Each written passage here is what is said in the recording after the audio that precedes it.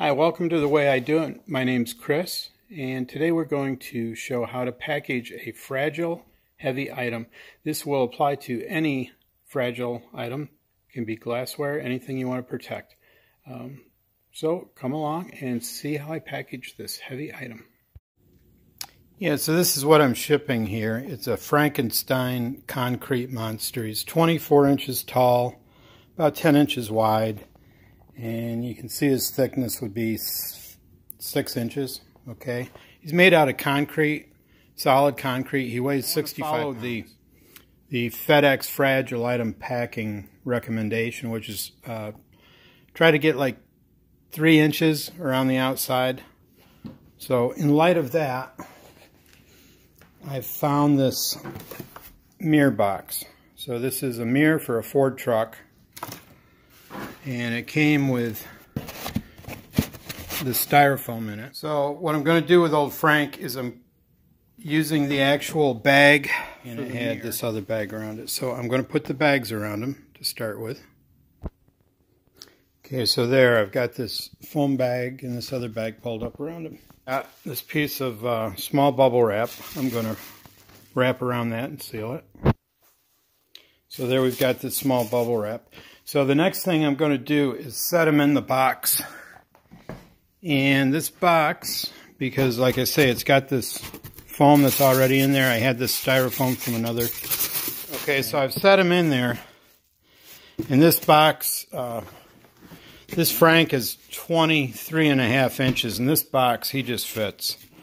So it's not a 24-inch box. Kind of violates my 3-inch rule. So it should have been 3 inches longer on each side, all around him, filled with foam.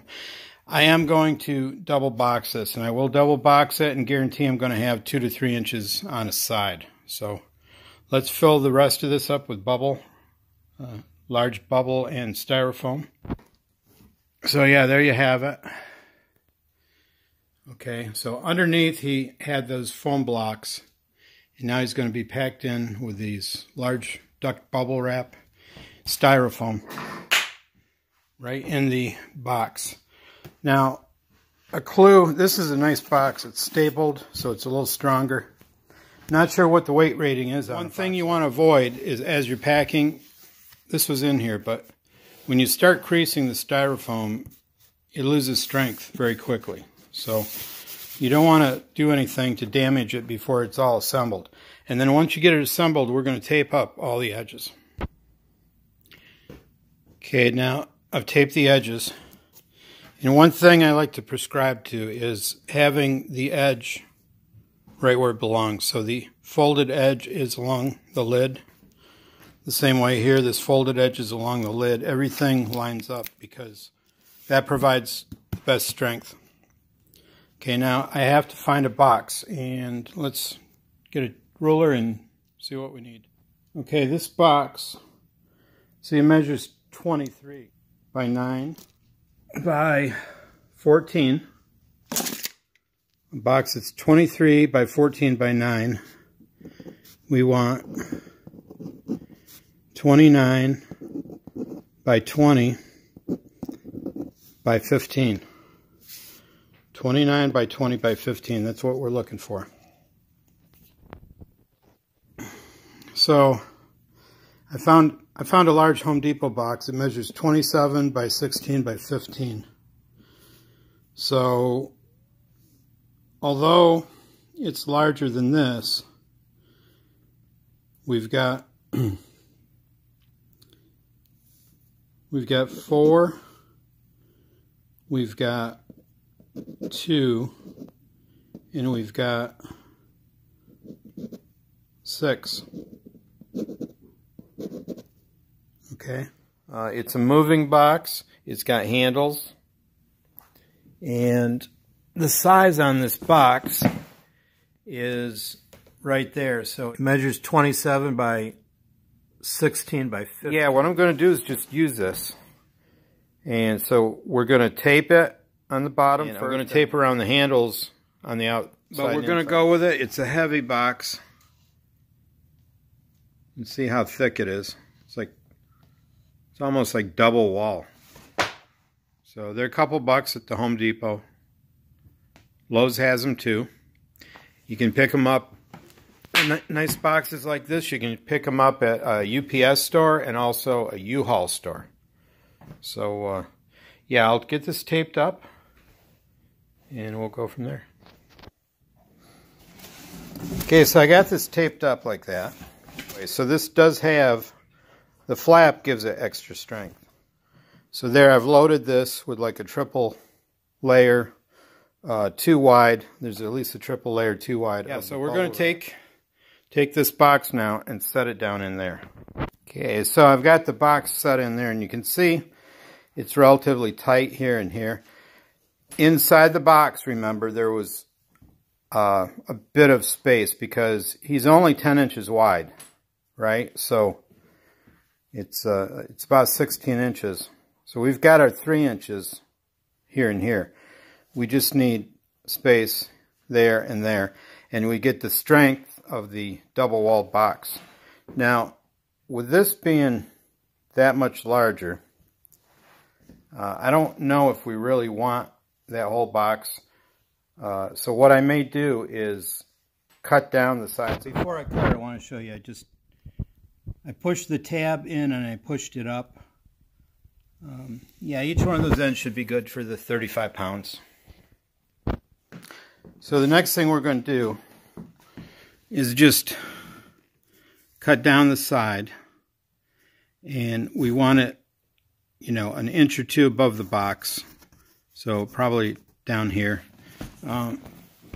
Because it's got these nice handles, we want to leave that fold above the handle, so we'll probably use that as a reference. Okay, so this is where they have like a box resizer which perforates the inner layer of the cardboard to give you a nice place to fold it. That would come in handy here. But what I'm going to do is use this square just as a straight edge to bend it. You can use a square, level, any sharp piece of wood, something rigid and sharp, maybe even a piece of cardboard folded up. So let's see how this goes. So here you can see I've just put that square in there and just use it as a straight edge to bend it over. The straighter you get it, the more strength you'll have. That a nice straight edge, preferably without perforation. That'll make it a stronger box. The less straight, the less strong. So now this is what we've got, and we probably want a little more bubble wrap in there. So yeah,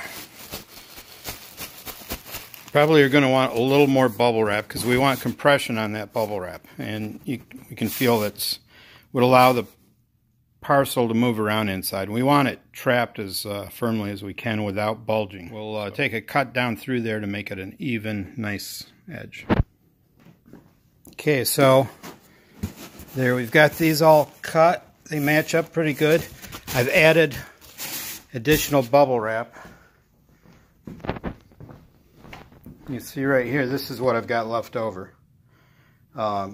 Obviously at Walmart that roll is pretty expensive, so I might have just used $7 or $8 worth of bubble wrap in here, but the object is worth it.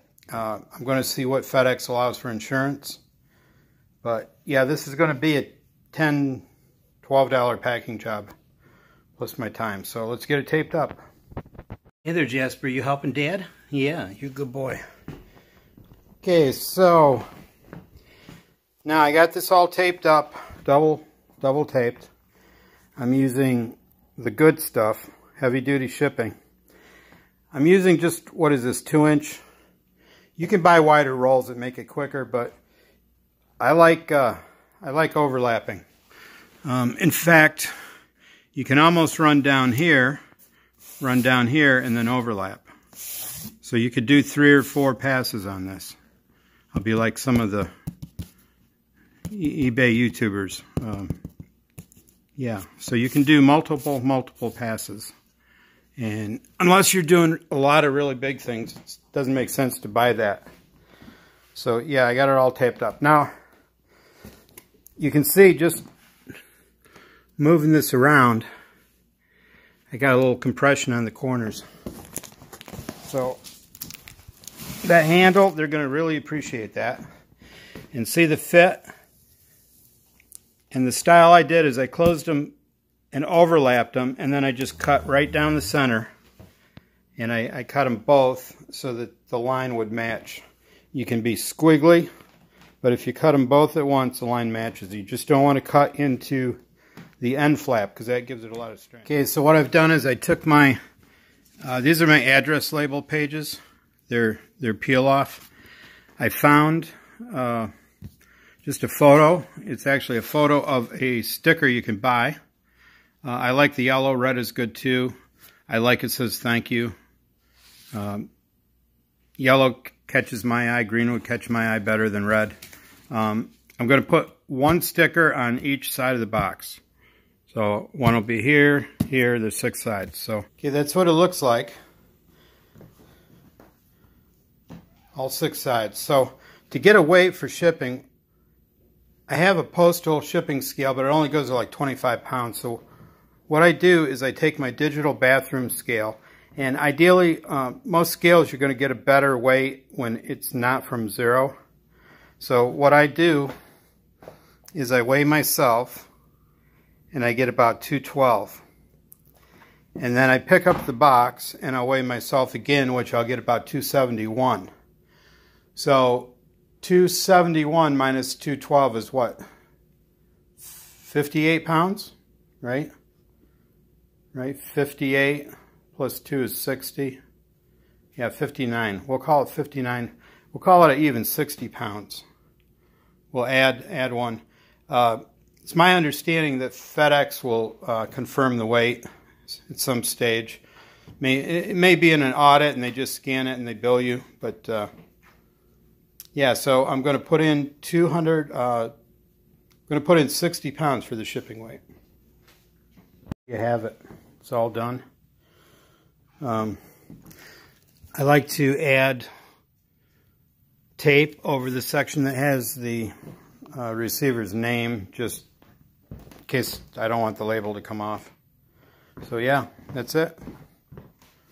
That's what it looks like. And it should be safe.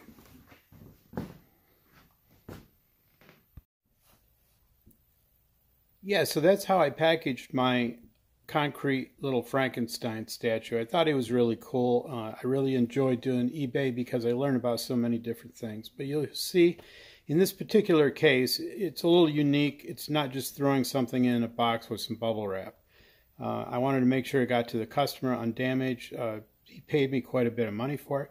And so I followed the FedEx recommendation of trying to have 6 inches around the perimeter of it.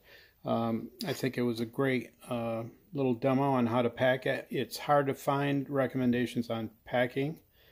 You could apply this method to any fragile item. Glassware you want to have separated. You want to have bubble wrap. I'm going to actually probably start switching over to using a lot of paper because I feel like the paper is probably as good, and the waste is it goes in the right places. So yeah, thanks for watching. Give me a thumbs up, subscribe, and look for some more eBay videos. Thanks.